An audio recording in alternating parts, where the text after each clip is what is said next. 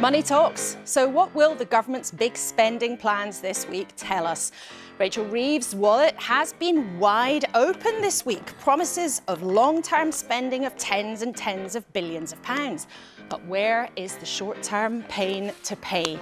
The Cabinet Minister here to account for the government and himself will be talking to us about that. And he's no stranger to the odd bit of criticism in this studio, you might remember. I don't know who the tech minister is. What's his name? Peter Kyle. Yeah, well, he's a bit of a moron, sorry. I'm sure that Sir Elton was only teasing. It didn't take you long before you were playing that. The Tech Secretary Peter Kyle is here alongside Chris Philp, the Shadow Home Secretary for the Conservatives. I do have to ask, I just wonder what went through your mind when you heard that.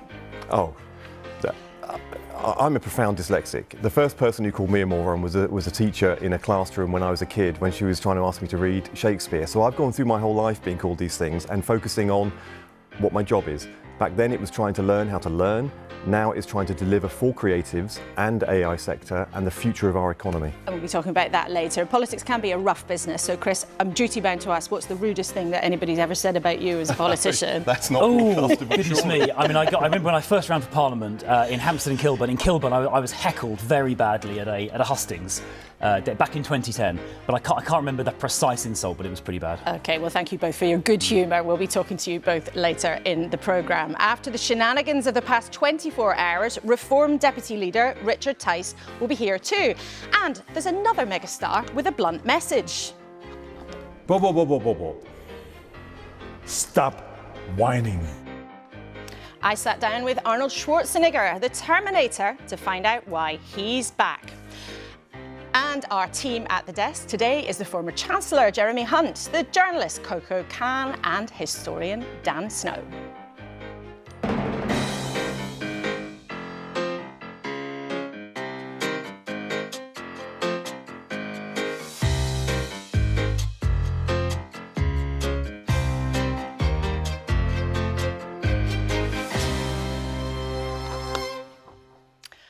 Morning. Let's start, as we always do, by what's making the news. And there's a real pick and mix in the headlines this morning. The Sunday Telegraph splashes on the Conservative leader, Kemi Badenoch, saying bosses should be able to stop employees wearing the burqa at work. There are lots of different snippets about the spending review. The Sunday Times creates a magic money tree for Rachel Reeves. The Sunday People says the minister with us this morning, Peter Kyle, wants something like an app cap, limits for kids on access to social media. We'll talk about that later. The Independent publishes its Pride list today, featuring Victoria McLeod. You can see her on the top left there, the former judge suing the government over the Supreme Court ruling on the definition of a woman. And there's a full interview on yesterday's newscast with her that's worth a listen. And the BBC's leading this morning on the riots in LA. Donald Trump, the American president, has deployed 2,000 of the National Guard to deal with protests there. The unrest's been in a predominantly Latino district, and it was sparked by raids on undocumented migrants. So a big story unfolding there in the United States, but we'll concentrate on the United Kingdom this morning. A warm welcome to all three of you. A huge moment coming up for Rachel Reeves. Jeremy Hunt, you've been the Chancellor sitting in number 11 a few days before a big moment like this. What's it like? Well, are we allowed to feel sympathy for our political opponents in British politics? Because I do feel somewhat for Rachel Reeves. This is a nightmare for chancellors because pressure is coming at you left, right and centre. I remember when I was Chancellor walking through Westminster Tube and I saw a huge ad put up on one of the walls and I realised there was only one person they wanted to see that ad. It was me. And this is what happens to chancellors. But I think when it comes to substance, the most interesting article is the editorial in the Sunday Times today, which says that without welfare reform, she will not get the sums to add up. And I am worried that Labour is backtracking on welfare reform. I really hope they don't. Coco Can, Labour is, though, saying they'll slow down welfare spending from the projections that it was meant to go up by. Where do you see the priorities being this week? Well, I think we can take this as a statement of intent. And I, can't speak for every Labour voter, but certainly I think a lot of us voted Labour because we wanted change. We don't want more austerity and we want the vulnerable protected. So I think if they don't backtrack on some of this, these proposed welfare reforms, then they might see that they're losing more of their votership. Very difficult dilemmas all over the place because, public money is tight, even though it has been going up. And we think overall, Dan, that money will continue to go up by a long by a significant amount. But the government's already shifted a lot of extra cash into defence. We can see their priorities are changing, aren't they? They are. And I think it's unfashionably, I think I'm going to say I feel very sorry for politicians, full stop. I mean, we are dealing with these enormous challenges. Demographically, ageing population, all of those things. A population that expect things, rightly, welfare. We don't want old people to be cold in the winter. We don't want kids to not have the best opportunities at school. But we're trying to decarbonise. And we're also trying to deal with the unimaginable. Someone grew up in the 90s and studying, and we thought world peace, with the re-emergence of peer rival great power warfare. Those three things coinciding, desperate for politicians, and I have sympathy for all of you. Well, it's an unusual outburst of sympathy at the beginning of a programme like this for our elected politicians, but they do have a tough gig, most certainly, and these are nervy moments always for governments when they're about to present all of us with plans to spend billions of pounds of taxpayers' cash. Which bits of the public services will be flush? Where will there be a squeeze? And for an administration that became unpopular almost as soon as they took charge barely a year ago, the pressure is even more intense. The spending review will carve up money through till 2029. That just happens to be the year of the likely next election. And you will hear ministers emphasise a flood of money going into long-term projects, tens and tens of billions. But there is a reason why even this weekend, some cabinet ministers have still been trying to squeeze more cash out of Rachel Reeves, because in the short term, there's likely to be some pain. So let's talk then to Peter Kyle about all of this. Now, your part of government is technology and science, and we know that there's going to be a lot of significant extra investment in that. But let's talk about some of the issues that you were elected on, first of all. You promised to build 1.5 million homes, one of those missions, so-called. Can you guarantee that Angela Rayner's department won't face real terms cuts? The whole details of the spending review are going to come out on Wednesday. But look at what we already have done. The key barrier to building homes was regulation and planning problems. We've got a planning bill in Parliament at the moment. We had the regulatory reform going through in the first couple of weeks after the election.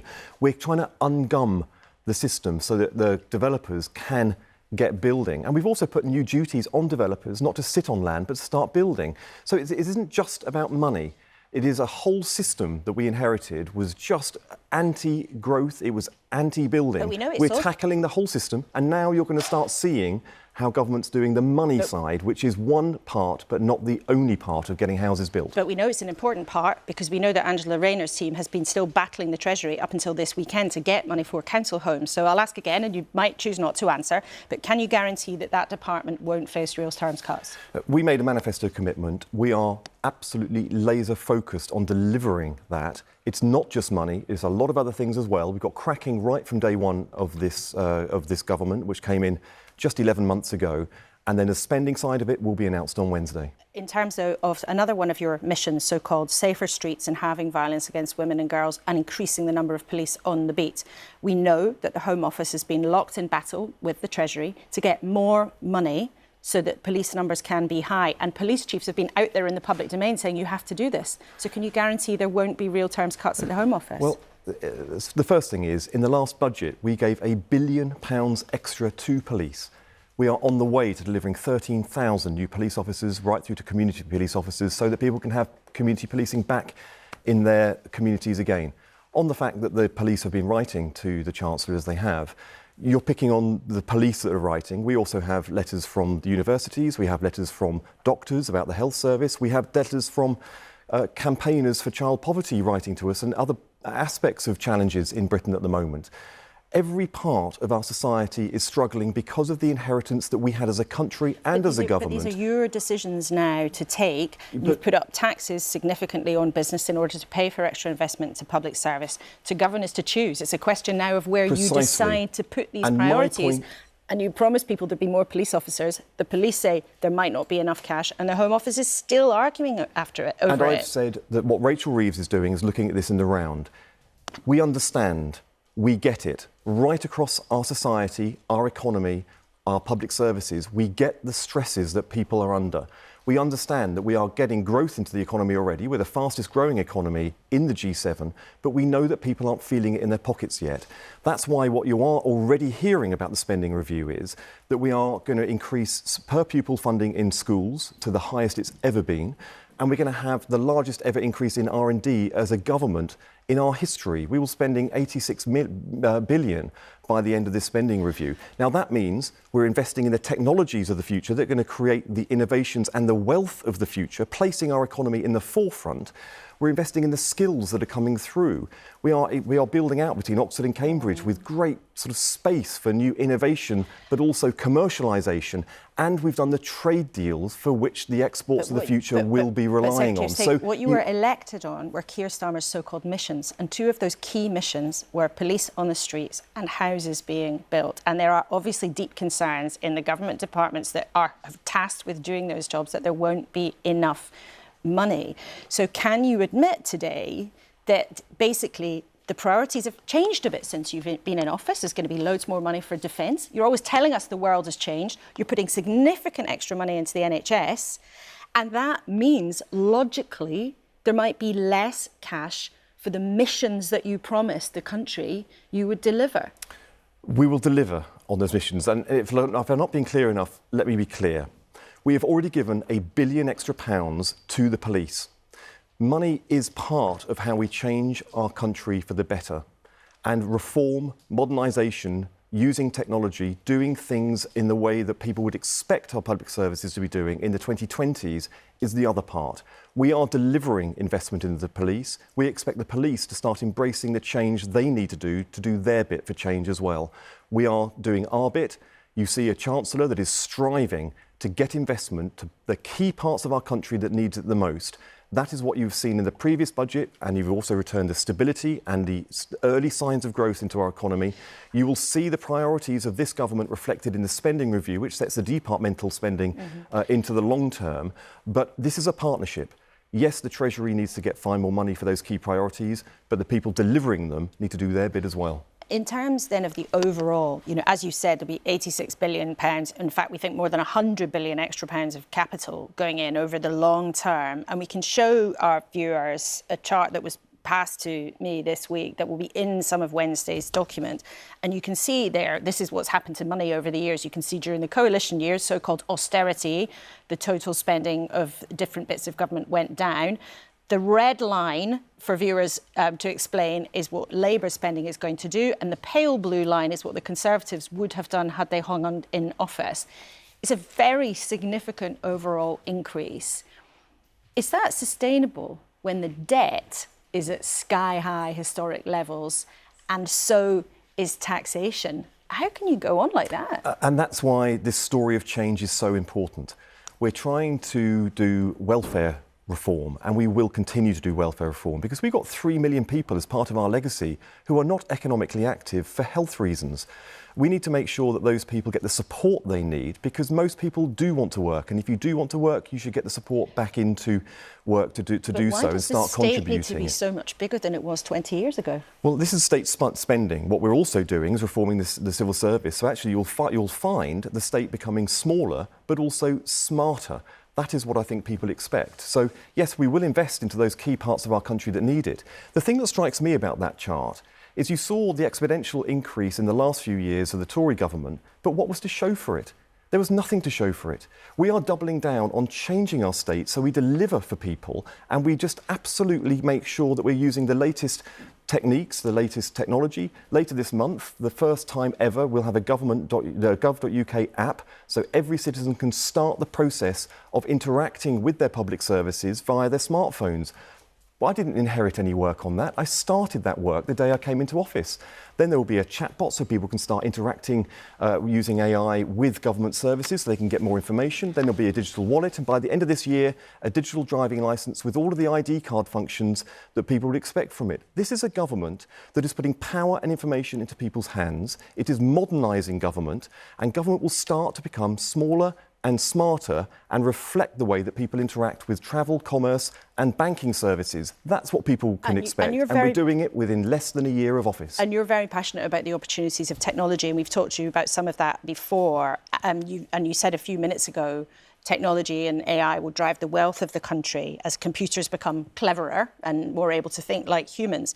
But you know, whether it's Elton John's teasing you or not, you know there are deep fears in our mighty creative industries that by potentially allowing tech firms to use copyrighted material without permission, that you might very much harm those industries, and that could lead to economic loss and to job losses. Some people think that you are selling them out. Can we just establish, do you acknowledge right now it is illegal for anyone, tech firms or not, to be using material that has copyright without permission? Yes, I have always done so. This debate is not about whether creative people, one side wants to protect the creative sector into the future and I don't. This debate is about how we do it and who has the best solution. Now, at the moment, I'm being criticised because I'm not accepting one amendment on a piece of legislation that doesn't change copyright at all. It's not relevant legislation. I am offering to look comprehensively at the challenges that creatives have into the future, to bring forward legislation at the right time. Well, when? That will because change. this is a key thing. So I have pledged that the second this data bill is through Parliament, and this hopefully will be next week, I will start working groups, workshops, analysing the consultation that I've already had that's been up and running for some time and is now closed.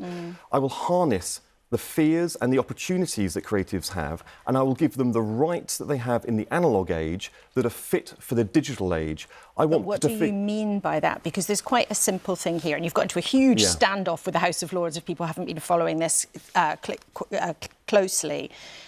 There's quite a clear thing. People like Elton John, but also thousands of people who work in the creative industries, fear that they're essentially being stolen from, and that by not committing right now to saying when you're going to protect them with that new law, that you're letting tech companies away with murder, and you're doing it because you're so keen to harness the opportunities of technology. Why are they wrong? No, they're not wrong. They are right to care about this issue. But we have the second largest creative sector in the world. We have the third largest AI market in the world. I'm not going to pick and choose between the two. This is something we should be celebrating as a country, not fearing as a country or picking from one side against the other. We can find a way forward that takes both sectors into the future because our country has these golden jewels that we need to protect. But what I want to do is to look at how remuneration works in the digital age, where in the analogue age it's just not fit for purpose. Transparency, so that people who are creating work understand how their work is being used by AI. I want to look at licensing agreements and give new powers for licensing agreements, but also I want to make sure that people who want to move away from the AI, they don't want their work consumed at all, they want to opt out of it, they also have that option too. So you will have an opt-out, because that's one thing that the House of Lords asked for, and then at that point you were saying no to that, so you've moved on. Actually, I always had on the table from the outset an opt-out clause, but I mistakenly said that this was my preferred option that had a more prominence than perhaps some of the creatives wanted it to have, and I've now sort of gone back to the drawing board on that, because I am listening to what people want. But look, AI has been around for a few years now. The previous government did nothing. I inherited no work on this. I've decided to grasp this difficult issue, and I will reconcile it into the future. So, whereas all the things I've just outlined that I want to offer creatives into the future, only one tiny part of that is what's up for debate in the House of Lords at the moment.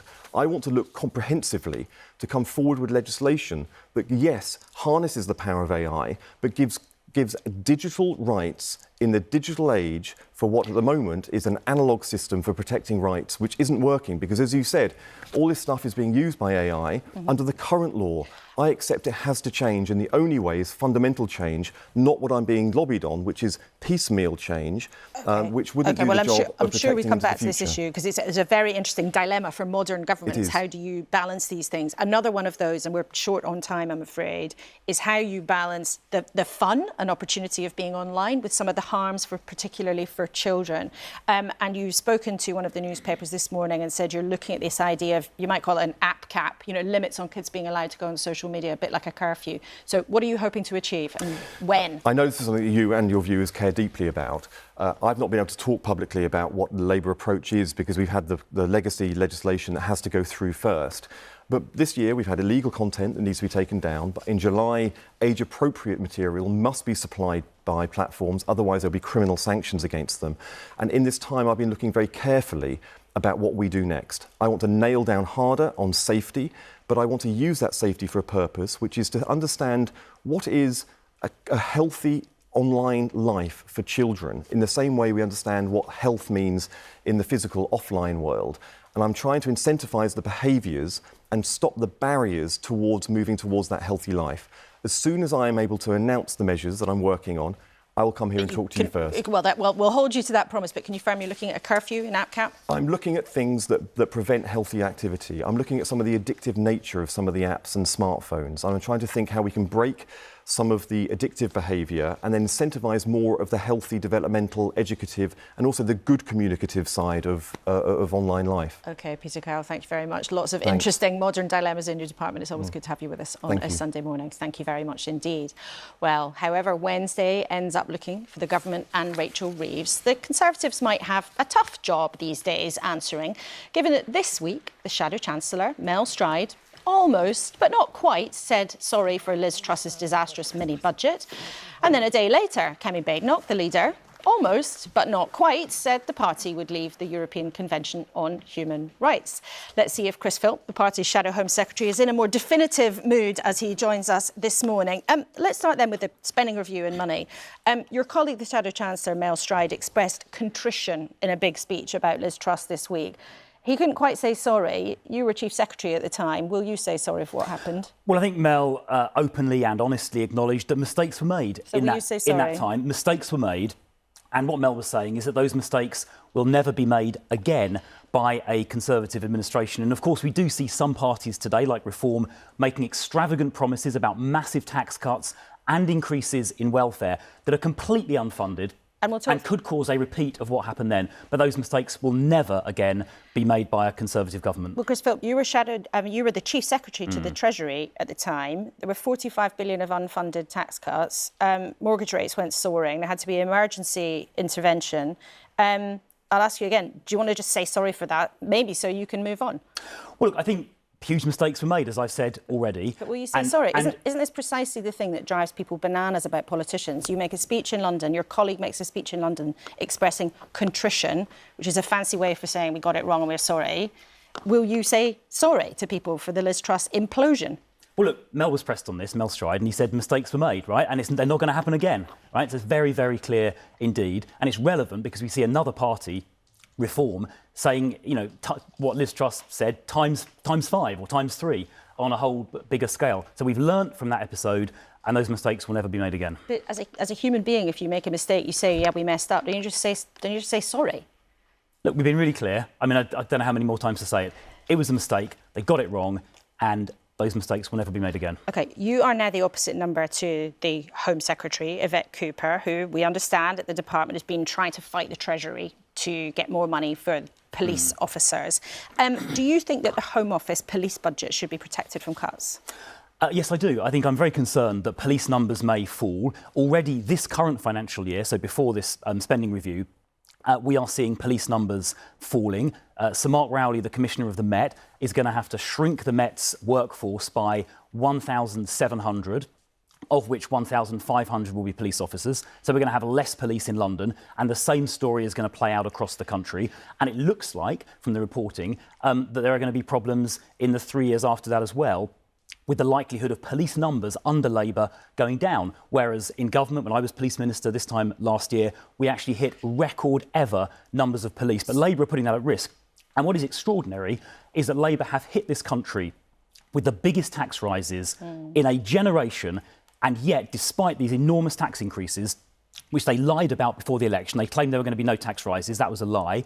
Despite these huge tax rises, we are likely to see police numbers. Indeed, we are seeing right now police numbers falling. Well, Labour would say that there wasn't a lie and that they made different decisions about tax once in office. But in terms of what you would do instead, so if you would want to protect the police budget, which you've said you would, where would you then cut from in order to keep those police numbers high? Yeah, well, there are all kinds of areas where Labour is essentially splurging money. They're increasing, as your chart showed, they're increasing spending by a huge amount of money, partly funded by an enormous tax increase, partly by more borrowing. So where would you cut to pay for the police? Where would we do things differently? Where would we make different choices? I think we'd go further on welfare reform. So Mel Stride himself, as Welfare Secretary last year, set out plans to save £12 billion from the welfare budget.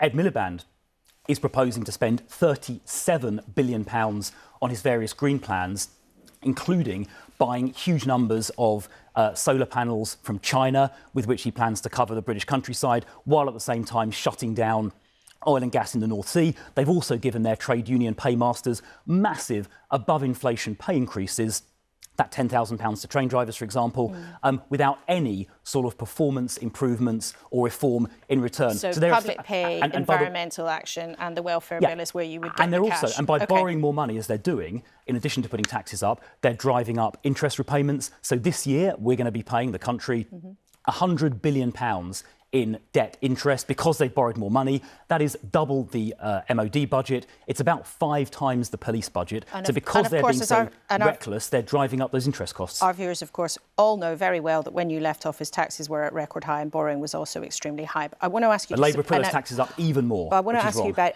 another issue that has been stirred up this week. There was a debate about this in this country about 10 years ago, actually, but it's been reignited this week by a Reform MP asking the Prime Minister whether or not he would ban the burqa. Your boss, the Tory leader Kemi Badenoch, has told The Telegraph today that bosses should be able to ban employees from wearing the burqa. And she told that paper, I'm not going to talk to people who don't show their face. Is it now your party's position not to speak to people who have face coverings? Well, she was talking specifically about her constituency surgery, I think. And it is definitely the case that employers should be allowed to decide whether their employees can be visible or not. But look, I don't think this is necessarily the biggest issue facing our country right now. There's a legitimate debate to have about the burqa. You've got obviously arguments about personal liberty and choice and freedom on one side, and arguments about causing divisions in society and the possibility of coercion on the other. That is a debate I think we as a country should be having. But as Kemi said, it's probably not the biggest issue our nation faces today. But she said, I'm not talking to people who are not going to show me their face. Do you talk to people who aren't going to show you their face? Well, look, I talk to people the whole time. But do you? I think I have in the past spoken to people, obviously, wearing a burqa. I mean, I represent a London constituency. But everybody can make their own choices. That's the point she was making. Each employer should be able to make their own choices. OK, Chris Philp, Shadow Home Secretary, thanks very much indeed for joining us this Sunday. Always good to have you with us in the studio. Remember, as ever, we want to know what you think. You can email us, kuenssberg@bbc.co.uk, or if you're social media inclined, you can use the hashtag BBC Laura Kay and the WhatsApp number 08000 282 161. And we'll hear from you either at the end of the show or in our newsletter every Thursday. Let's then check in with our panel. Jeremy Hunt, do you think we learn anything more about what's going to be in the spending review for Peter Kyle, or did he do the standard, manage to bat it all back despite our efforts? I think he did what I used to do with you quite a lot, which is to say, I'm sorry, but you'll have to wait until the announcement happens in Parliament. But, you know, I think what is interesting is the way the tech sector is a big hope for this country. I've got a new book out this week in which I say that the reason we can be more optimistic about the British economy than most people are is that we have a real chance of becoming the world's next Silicon Valley. And I think, you know, what he was doing was expressing some of that confidence, but I think we need to look at the details. We're seeing these huge numbers, you know, R&D going up to 60, 70, 80 billion pounds. And I think the Treasury are masters at spinning these numbers, I'm afraid, from my own experience, and sometimes they don't quite add up to what you expect. But if it is true, I will be thrilled because, you know, we have, outside the US, best universities in the world and very, very respected. And this is a huge opportunity for the UK. Is it realistic, though, Dan, to talk about the UK as being the next Silicon Valley? I mean, we took a close look at one of the plans for a big data centre in Northumberland that's being built, and actually the number of long-term jobs that will be created there is not tens of thousands, it's 400.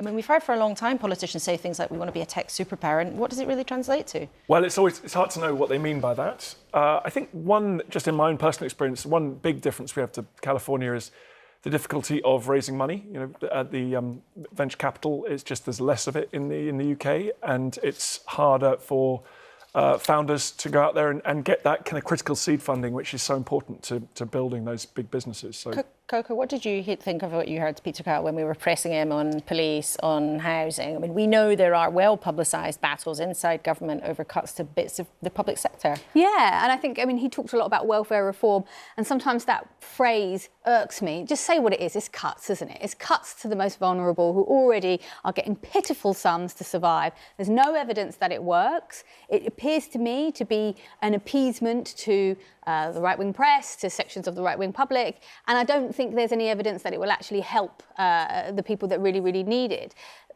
Labour seem very scared of reform. Reform will capitalise on this, and I'm very nervous about reform. I think they will.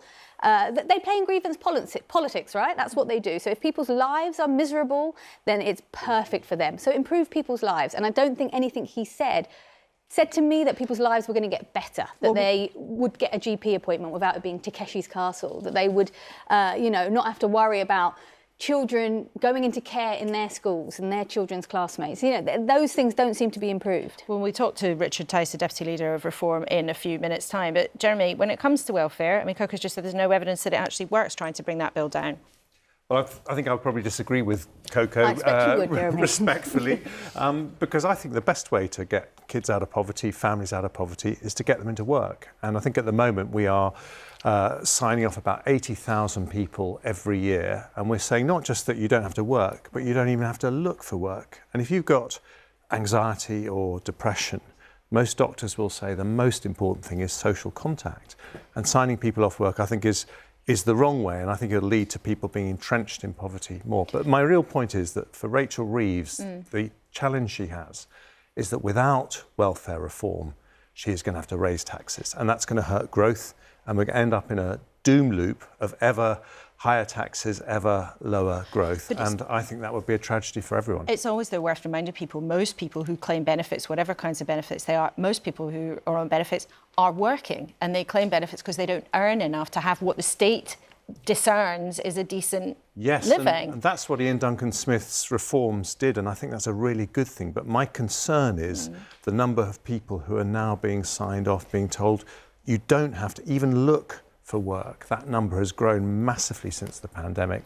Now, I think Rachel Reeves does want to do the right thing, but what I'm nervous about is that in the last couple of months, she and Keir Starmer seem to be losing their nerves, and the result we won't see this week, but in the autumn, when taxes, I'm afraid, inevitably end up going up. But I can hear in my ear, metaphorically speaking, some people screaming at the telly and thinking, oh, well, hang on a minute, who was the Chancellor when a lot of this happened? And who was the Chancellor when taxes went up and when lots of people went onto welfare? And who was the Chancellor who started to bring them down, by the way? It was Jeremy Hunt, and you were part of governments over many, many years that saw taxes go up and saw these kinds of long-term problems be stored up. Well, when I was Chancellor, we discussed this many times, but I did bring down taxes in an autumn statement and a budget, and you challenged me many times on saying, is this the right thing to do? And I said it was. But I just make this bigger point. There is a lot of gloom and doom at the moment, and I think actually as a country, we need to get our self-confidence back a little bit. We are still the 6th largest economy in the world. In 15 years' time, the independent experts say we will still be the 6th largest economy. And I think, what worries me is if the government loses its nerve when actually the fundamentals about the UK are actually a lot better than most of us think. Dan, do you think that? Do you think actually we should just all cheer up? I think we need to cheer up, but we've got a devastating, as I said right at the beginning, there's huge challenges we face. I think it's okay to be really sad and upset about, for example, increased defence spending. I think it is an abomination in many ways. It's terrible that we're going to spend money on bombs and bullets and drones, that we could invest in early years education. But the fact is that doesn't mean it isn't necessary. It's a tragedy, but it's actually not Jeremy's fault. It's not the current Labour government's fault. It is Vladimir Putin's fault. And we're going to be fighting a lot about this kind of thing over the next few years. But let's not forget, we do need to spend that money on defence, because without peace, if you want peace, you prepare for war. But where do you then not spend money, or do you put taxes up even more? So I know from time to time you've been a Lib Dem backer. The political picture is very challenging for the government on this. Where should they cut back if all that money is going to defence? That's obviously a question. That's why I'm very glad I'm not a politician. What an absolute nightmare. It's an absolute nightmare. I honestly don't know the answer to that question. I don't know the answer to that question. But what I accept that, as my wife's a prison reformer, and she would argue there are great savings to be made in criminal justice because we're spending far too much on locking people up, and which makes them more likely to commit crimes in the future, therefore more victims of crime. Coco, how much trouble do you think the government might find themselves in with their own voters and with people on the left, or their activists as well, their party, if they proceed down these lines? It's strange because I think Labour, in a way, have made a rod for their own back, and I get that Labour has received ongoing criticism that they're not good with money, so they need to show that they're so good with money that they're basically the Tories, which is not what anybody voted for. The poster said change. I mean, I'd call trading standards, but I think they probably had their funding cut anyway.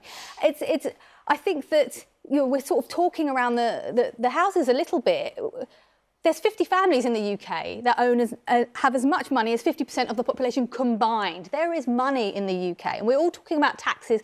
Oh, taxes aren't equal. Yeah, taxes on working people who earn average amounts. Yeah, we don't want to see their tax burden go up. But there are ultra wealthy people who are not paying enough. There are companies who are tax dodging, in my view, who are not doing enough. We can find money, and Labour's painted themselves in the corner by saying we're going to stick to these fiscal rules. Do they need to do that right now? They have some leeway. I know Rachel Reeves has tweaked it a bit and has managed to release more money than Mr Hunt did. But again, this is tinkering around the edges. It doesn't improve people's material conditions. It doesn't make them feel safer. And that is just perfect for Nigel Farage. Jeremy, do you think it's realistic to think you could get more money from people at the top? You might not ideologically like it, but sometimes people say when you think about wealth taxes, actually they don't deliver in the end. But did you ever sit in the Treasury and think, you know what, I don't want to do it politically, but you could get loads more money out of the mega rich? In the end, you have to look after the wealth-creating capacity of the economy. And everyone always says they like taxes to go up, but on someone else. The reality is that the number of people with the kind of money that Coco's talking about is actually very low. It doesn't raise huge amounts of money. And that huge increase in spending, the 40 billion of taxes that Rachel Reeves put up, that actually is going to be borne by ordinary families in the end, because it always works out that way. And we've got to avoid that doom loop. I want more money to go into public services, but I want to avoid the kind of huge increases in business taxes that bring down growth and mean that Rachel Reeves will have even less money to play with going forward. Dan? I think that I could afford to pay more tax. So I think it's going to be, I think given the unparalleled series of challenges that face us, I think we do have to be realistic about accepting that. And I think that we also need to, though, accept in terms of defence, it's a tragedy, but it is necessary. And we also, just on that as well, we've had the Strategic Defence Review. There's some really interesting stuff in there around new technology. There's also a key point there is that's working with European allies. And Britain has won its greatest wars, the wars that people will read about, they give books to their father-in-law at Christmas about, Waterloo, the Somme, D-Day, Blenheim. Those wars have all the battles and those wars have all been won by Britain working as part of giant international coalitions. We've got the EU's got a GDP multiple times that of Russia. Population, Russia 140 million, EU 450 million. We do not have to be scared of Russia as long as we're working hand in glove with our European allies. I'm really glad to hear you say you could pay more tax. I would happily pay more tax. Tax is cool. I feel we need a rebrand of tax. Tax is a good thing. It's the only vehicle we have to stop the ultra rich taking complete advantage of us. And also, my bins only get collected every 2 weeks. I'm very sad about it. I would pay more tax. I'd like to see more people be proud of tax. Okay. I'm glad you're not standing for Parliament, Coco, because I don't think that line would go down very well. Tax is coming to a leaflet near you. OK, all three of you, thanks for now. We'll be back with you towards the end of the programme. Still to come before that, a stern word from a familiar face. Stop whining.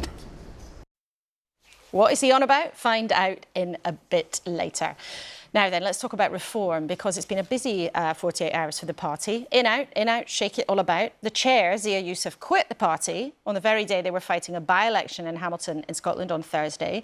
He said it was no longer in his interest to campaign for a reform government. But last night, he changed his mind and he's back in. Confused? Well, let's see if Richard Tice, the deputy leader of the party, can clear it up. And he also has his own ideas about how the Chancellor could save some cash, and we'll come to that in a second. Mr Tice, it doesn't look very professional, does it, for your chair to be in and then out and then back in again? Well, the reality is that, good morning, Zia Youssef has done a brilliant job in growing the party, creating huge infrastructure, over 400 branches. But it's a massive job, and as we were growing incredibly fast, essentially that job was too much for one person. So we're reorganising, and I'm delighted that Zia is staying with the party, and he's going to be focusing on our Doge unit. There is so much waste. You've been talking about how does the government find more money? well, the best thing is to stop wasting money. I'm afraid what we're discovering as we look under the bonnet of the 10 councils that we are now in control of is there's waste everywhere, and it's got to stop, and that's what Zia's going to focus on, as well as fundraising. So it's great news he's with us. It doesn't look to the public, though, like you really know what you're doing. If you have, on one day, the guy who was the chair of the party said it's not worth his time campaigning for a reform government, and 2 days later he's back in. Doesn't it look chaotic? No, look, we know exactly what we're doing. We're leading in the national polls. By his own admission, Zia was essentially exhausted because he'd been working 24/7 for the last 10 or 11 months voluntarily. And, you know, there's high pressure. It's a big, tough, brutal job chairing a fast-growing political party. But it's great news he's with us. On we go. And, you know, we've actually got to talk about the serious things you've been talking all morning about. You know, how can the government raise money? How can it spend it? Well, maybe we should stop wasting money voluntarily, taxpayers' cash, and that's what I am talking about when I wrote today to the Governor of the Bank of England, because the Bank of England is voluntarily paying tens of billions of pounds of taxpayers' money to enrich city institutions that it doesn't need to do on what's called the quantitative easing, the printed money. And this is a voluntary decision. Most economists, 2 former deputy governors of the Bank of England, agree with me. It doesn't have to do this. It's made a choice to do this. And I think it's the wrong choice. And it's quite a technical argument around those interest payments. But if you had your way and the Bank of England granted your wish, how much money would you actually expect to have available to spend? Based on the current amount of printed money, the quantitative easing money, the current base interest rate, it would be just over £25 billion every single year. And the second thing that the Bank of England should not be doing is a process of what's called quantitative tightening, where they're selling this printed money back into the market, triggering huge losses. And also, crucially, and very, very badly, that is leading to gilt yields, the cost of government debt, being increased by somewhere between 0.5 and 0.75 of 1%, which is billions pounds more. And that's accepted by people like the Financial Times, by the ECB. So these are really significant sums. And what truly worries me is these decisions are made by unelected officials with no proper scrutiny or debate in the House of Commons. And that's why I'm asking for a meeting with the Governor to put my views very firmly to them and the MPC. But even if you did get your way on that, Mr Tice, when you look at the spending plans that Reform has put out there, at least £50 billion, for example, would be needed on one of your policies of raising the personal tax allowance to £20,000. Yes. What you've set out so far is, at best, shall we say, ambitious, and at worst, it looks like it's been done on the back of a fag packet. Absolute nonsense. We're the only people talking about how the Bank of England should stop wasting tens of billions of pounds. We're the only people saying you should scrap net stupid zero, and that would save 20 to 30 billion pounds a year. And we're the only people saying, actually, we should stop wasting taxpayers' cash. And as we look at the 10 councils that we're now in control of, when I said you can save £5 in 100 and people said I was being over-optimistic, I have to say I think I was being a little bit cautious, a bit too conservative. There is so much waste. Surely we can all agree, stop wasting money in the back office and spend it in the front office, where actually you deliver proper, efficient frontline services. Well, there'll be raging arguments about public spending in the next few days, no doubt about that. I want to talk to you about another issue, though, because one of the reasons Zia Youssef left Reform was because of some of the racist abuse that he had been receiving. But this week, Reform has been accused of stirring up or trying to stir up some tensions itself this week. Your leader, Nigel Farage, claimed that the Muslim Scottish Labour leader, Anas Sarwar, had said that he would prioritise the Pakistani community. He did not use those words. Was Nigel Farage's claim false? No, look, what we were talking about was that actually the Labour leader in Scotland was essentially sort of developing sectarian politics, and we called that out. And we had the Scottish by-election, and we came within 750 people of winning it. So the ridiculous claims that made by the other main politicians in Scotland about us, frankly, the voters have just ignored. And we came within a whisker of creating an absolute shock, a seismic shock. But we got 26%. It was a three-way marginal. And I think Scottish politics is changing. And we had a very simple slogan that seemed to work. Drill, Scotland, drill. The oil and gas industry generates huge prosperity for Scotland, for the United Kingdom, and we should be embracing it and enhancing it, not shutting it down, which the Labour government have essentially followed what the Tories did before with ridiculous windfall tax. Do you not think it's important to say things that are true in politics. Mr. Farage claimed that Anas Sarwar had used words that he simply did not. He made a false claim on a sensitive issue. Was he wrong to do that? No, look, it is sensitive, you're right. But, was it right for Mr. Sarwar to claim that Pakistanis and the South Asian community should, for example, dominate and dictate the Scottish educational agenda? Those were some of the things. My question to you is whether or not it was right for Mr. Farage to make a false claim about words Anas Sarwar did not use. Well, you can interpret, I think, in the overall context, it was not a false claim. It was what Mr. Sarwar was doing, which was bringing sectarian politics into Scottish politics, and that is wrong. That's not how we do things. OK, Mr. Tice, thank you very much indeed for joining us here on a Sunday morning. Now then, remember this. I'll be back. He burst onto our screens as the Terminator all those years ago. But Arnold Schwarzenegger's extraordinary life has seen him play many roles. Bodybuilder, there he is. California governor and Green campaigner. And now 77. He's lost none of his lust for life, with plenty still to look forward to. Oh, man. The most important thing is... Yeah. You know what I'm saying? That is the most important thing. Do you know already when you're going to have that? No. it's always ready.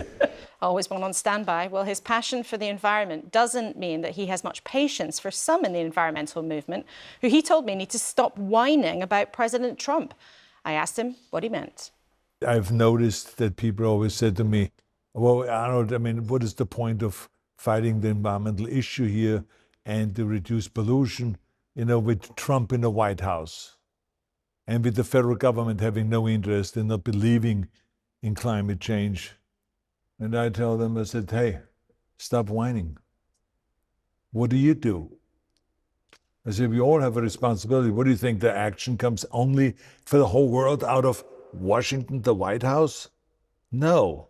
I said, most of the action is happening on a local level and on a state level. I mean, I was governor of California and I was aiming for a huge environmental kind of explosion of some sort, reducing greenhouse gases. And the federal government came to me and says, you can't do that. You can't regulate your own air. We don't believe in that. So I didn't whine. I said, wait a minute. Isn't there an old saying by Nietzsche, for every attack there is a defense? I said, let me find the defense. So we sued the federal government. That was our defense. There has, though, been a big change in the world, a big change in America's political direction. America's coming out of the Paris Treaty, the important climate accords. Since Donald Trump's been in, he's cancelled many, many different environmental initiatives. So maybe it's not whining to pose questions about the fact this is harder. It is more difficult when you have an administration in DC that doesn't want to follow this agenda. Do you admit that? Yeah, but first of all, it doesn't really matter. There's a lot of things that we can do. Let's worry about what we can do rather than what we can't do. Plus, let's be honest, with the Paris Agreement, that's all facade, right? Because if America goes in or out, it makes no difference because 70% of the countries did not abide by their promises anyway. So people should just ignore Donald Trump then? I wouldn't say ignore it. I think you can be aware of it. You have to be aware of your obstacles, but you should not go and use them as an excuse, is my point. You got to go all out. Do I have a vision? Imagine that when I was 15 years old, my vision was to go to America and to be a bodybuilding champion and to get into acting and to do big movies, Hollywood movies. What do you think the obstacles there were? Endless amount of obstacles. And it was very difficult. It was a grind. So did I surrender? Did I go and whine? No. Do you think activists sometimes whine? Everyone has a different personality. So in general, you will find people that are whiners. They get up in the morning and they whine. Oh my God. My back. Oh God. Oh, it's my knee. Darling, can you give me the ice? My knee. They whine from here to eternity rather than just shut up and just get to work. There seems to be a growing skepticism, not that climate change isn't real, but to people having to do something about it. There seems to be less appetite for that. I don't blame them. Why don't they just say what it is? It's like terminating pollution. That's what we're talking about. We got to communicate the right way. Every time you do a movie, they get together with a publicist and with marketing people, with geniuses, and they say, how do we promote this movie? Should we promote this as a love story? Should we promote this as a action movie or futuristic movie or adventure movie or this, and that? They are trying to identify it. No one in the environmental community has ever sat down and said, how do we sell this? Because if they would, they wouldn't be using climate change, because that's. But you have politicians, though. Even your friend Sir Tony Blair here this morning, he said that people in rich countries don't want to make financial sacrifices to try to do this anymore. Do you think there is really still public appetite to get on with this? Well, first of all, Tony Blair is right. There is not much appetite, but it doesn't mean that we should not inspire people. It's not easy because people still have the fear that when you go and do something environmentally friendly, that they will cost you money and they will hurt the economy. But we in California, we can tell the people around the world, we in California have proven the opposite. We have the #1 and the strictest environmental laws in America. And we are also at the same time #1 economically. So what would you say then to politicians in Europe or anywhere who are telling the public that it's too expensive, it's too difficult, and maybe it's a load of old rubbish? Everything you say are excuses. People try to find excuses not to do it. But also, if the people are being told it is about pollution, then they will go and demand from the politicians action. We have shown ads in California on television that talked about sea levels rising. They talked about the polar bears. They talked about the ice melting and all this stuff. Nothing moved. But as soon as we showed a TV spot of a child being on an inhaler,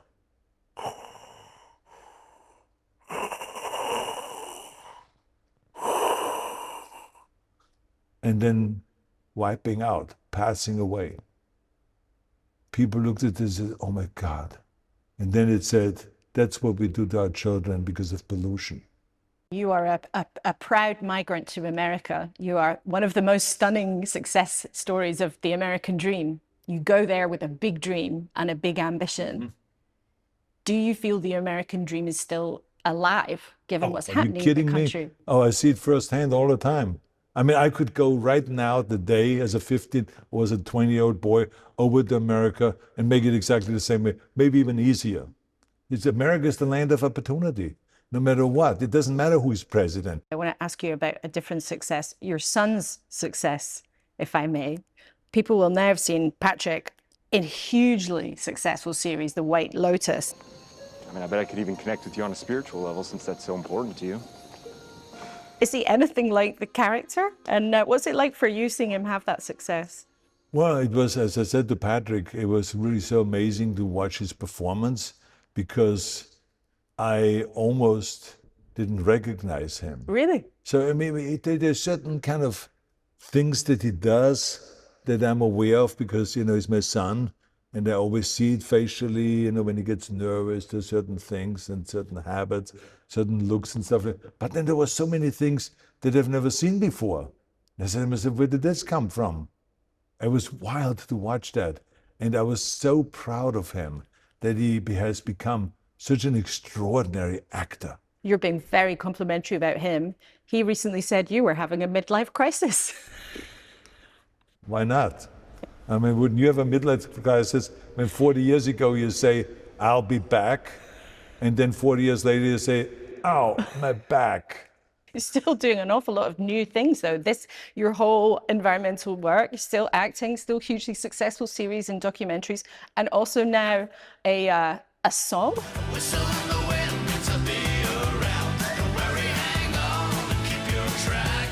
I'll be back. My life has been fantastic. I wouldn't change my life with anyone. So I'm doing so many things. I'm so excited about all the stuff that I'm doing, So I'm very fortunate. Gardner, thank you so much. It's a great pleasure to speak to you again. Thank you very much. Wonderful to see you again, and we do it again. There's one sequel after the next. And there's a longer version of our conversation with Arnold Schwarzenegger on the iPlayer for you. Let's then pick up, Dan, on that point he's making about public appetite to deal with climate change, which does seem to have faded. And he said, I don't blame people for not wanting to be enthusiastic about it at a time like this. Do you think, is that a concern to you that there's less enthusiasm? Yeah, it is a concern, but this is one of those examples where governments have to lead. And there are lots of... We are just 4 people here sitting with microplastics in our bodies and our brains. This is something that, unfortunately, the public may think one thing or another about, but they don't have a choice. It's a monumental catastrophe hitting the pipeline. We're going to spend some money now, or we're going to spend a lot of money later on if we're even able to. And we have to win that debate. I think there's an interesting thing about this story. Is we're always made to feel like it's somehow our fault. We're polluting. Actually, this needs gigantic intergovernmental action. It's a top-down problem. It's around plastics and it's around decarbonization, it's oceans. I can't help the fact that we're destroying our seabed, dredging things. We put too much pressure on the consumer. Sometimes this is something the government just has to go with and lead. But, Jeremy, when you were in government, actually, the Conservatives gave up or rolled back some of the speed of the efforts that you had to combat climate change. Was that a mistake? A little, but was a bit of a mistake.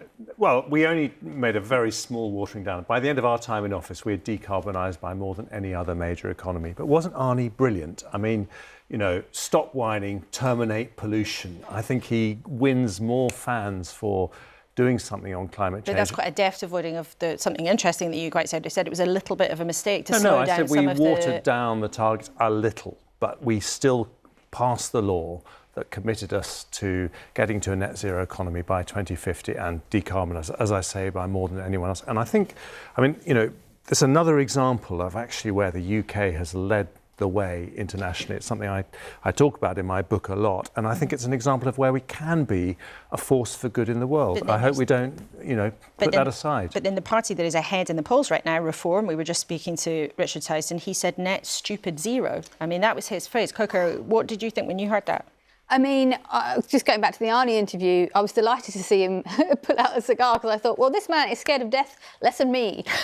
You know, because we have really serious environmental problems that is killing us. It's harming our workforce. We have a growth agenda. We've got loads of people off sick. The environment is part of the nation's growth and the nation's well-being. I think Richard Tice is, I mean, to be honest, I just think all of Reform will just say anything to appeal to people's worst instincts. I mean, Nigel Farage was talking about being anti-abortion last week. So, I mean, they all say anything. I don't take anything that they say as being necessarily like smart and worth following. But yeah, no, I think the environmental push is crucial. We need it, and it suits every part of our agenda. And just briefly, does it concern you the kind of language and things that Reform are saying about Anna Sarwar and claiming that actually that Labour has been introducing sectarian politics into Scotland, which, if you know much about Scottish politics, sectarianism has been a feature for a very long time, but that's a whole other story. But are you concerned to hear how they're talking about that? Well, it's amazing, isn't it? Because you kept asking the question, which is, but it wasn't true. But it wasn't true. They don't care about truth. Truth doesn't matter. We live in the post-truth age. And I feel frustrated coming on here to sort of point out, being like, well, it's not right what they say.